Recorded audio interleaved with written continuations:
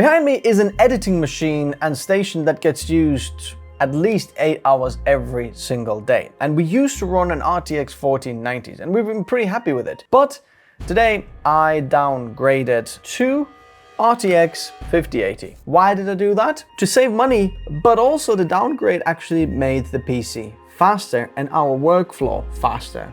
How is this possible? Actually, you might want to do the same thing. Or perhaps if you're looking for a new GPU, especially for video editing, you might want to hear what I'm going to have to say. We were running MSI Gaming X RTX 4090, and the new GPU that we go for is the RTX 5080 from Palit, and this is the Gaming Pro version. And you might be saying, oh, what if I go with a different 5090 or 5080 or something like that?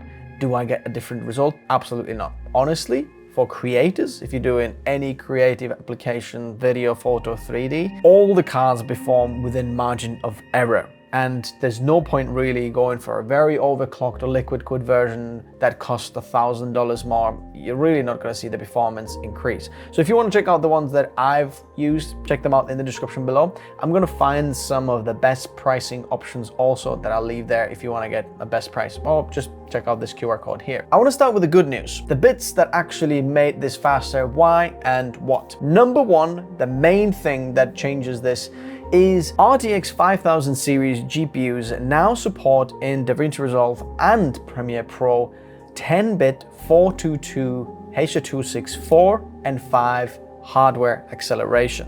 What does that mean? So if you're shooting something like this, what you're seeing right now, this is shot at 4K, 30 frames per second, 422 10-bit H.264, which means that previously there was no hardware that can accelerate this on the timeline, because a lot of the footage that we shoot are shot 422 10-bit, H.264 or 5. Now on the timeline, it's going to be super smooth. So if you zoom this out and you can see this video being edited on the timeline, if you just scribble along, this footage is going to be buttery smooth. Previously on the RTX 4090, that was just not possible. It just doesn't have the acceleration. It's because NVIDIA updated their encoders and decoders to the new version. And that for us makes a huge difference. It's night and day between 4090 and 5090. In fact, it's almost like one works and one doesn't work, even though a lot of the specs look lower on the 5080. The cool thing is that the 5080 has the same amount of decoders as the 5090. We have two NVIDIA decoders,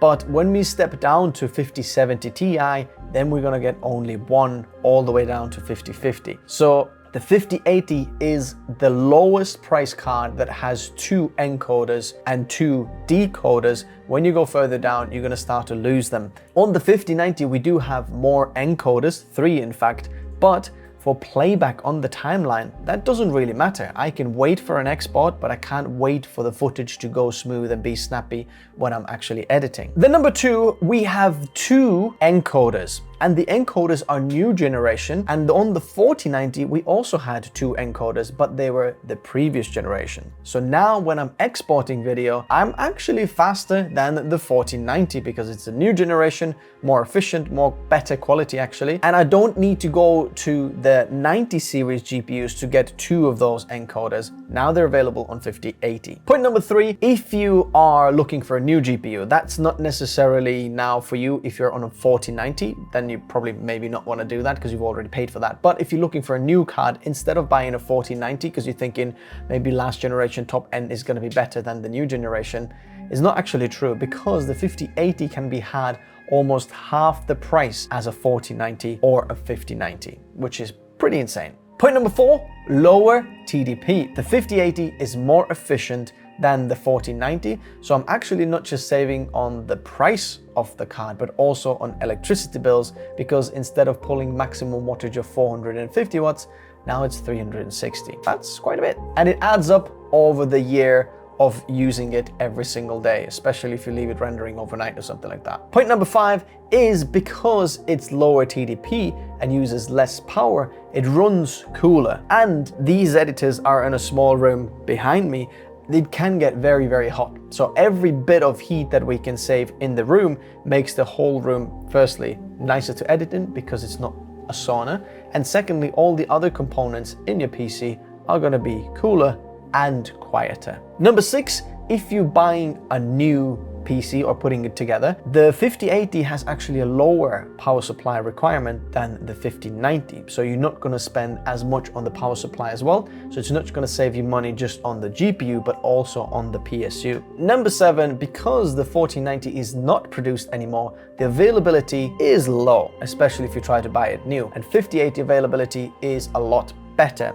So the chances of you getting one new and not scalp is going to be better with the 5080. And finally, number 8, because it's smaller, if you're building a new PC, you can actually build it a lot smaller, because the 4090, there wasn't one that was only dual slot card, but there's 5080s that can be very, very small. So you can actually build a smaller PC. Now let's go to the bad news. Number 1, the VRAM capacity. From 24 to 16 gigabytes, we've lost 8 gigabytes, and I wish NVIDIA did something where the 5080 had 20 gigabytes of VRAM. Now, sometimes we can see 18 and 20 gigabytes of VRAM used in our workflow, so that's going to be a little bit of an issue, especially when exporting, we might be bottlenecked in there.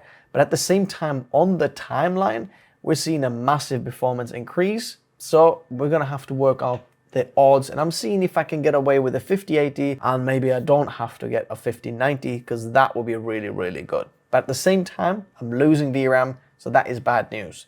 And if you want to run any of the local LLMs, then you're a lot more limited, because the extra 8 gigabytes will allow you to have more accurate LLMs. But 16 gigabytes, it's very, very limited. Now, in theory, you can have the LLM be spread between 2 GPUs, but that's not so simple to do. And for me and you, as not just plug and play, it's just for engineers and more clever people to do. Number 2, even though we are using GDDR7 rather than 6X, our memory bandwidth is still actually lower. Slightly lower, but in some of the cases, especially running LLMs, they can become an issue. For me, in video editing, that's not an issue at all, but for you, that might be. Number 3, the RTX 5090 has a PCIe Gen 5 x16 slot. If you don't have a platform that has PCIe Gen 5 x16 slot, so that means that you're gonna have to be Intel's 12th gen or later, or Ryzen 7000 and later, having a 5080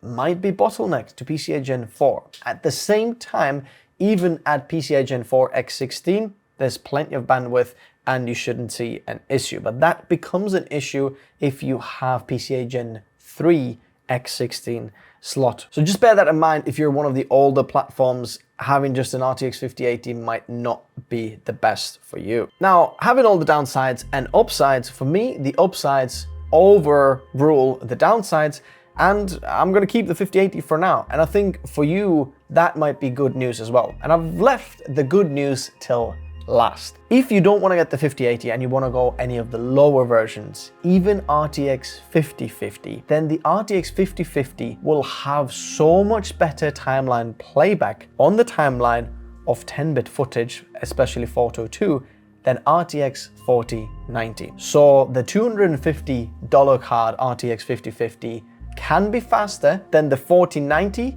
just because it supports 10-bit 422, H.264 and 5. H.265 was previously supported on Intel, but now the edge is not on Intel anymore, because now NVIDIA supports the 5 and 4. That is a game changer, and the best news to last, you might want to upgrade to the 5000 series. In fact, I would say that much, that the 4000 series is dead for video editors. There's no point getting them, because for the same price, the new generation is better in every single way. Do you agree with me? Let me know in the comment section below. Bye-bye.